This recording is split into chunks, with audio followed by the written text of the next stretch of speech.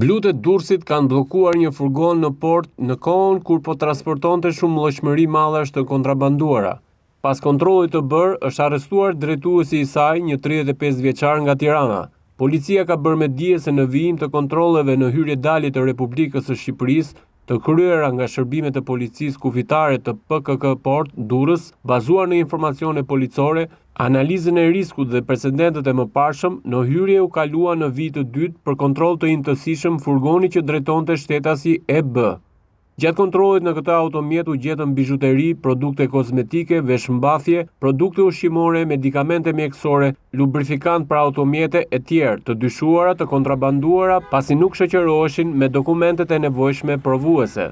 Në përfundim të veprimeve procedurale u arrestua në flagrancë shtetasi EB 35 vjeç, banues në Tiranë, si dhe u sekuestruan me cilësinë e provës materiale furgoni dhe mallarat.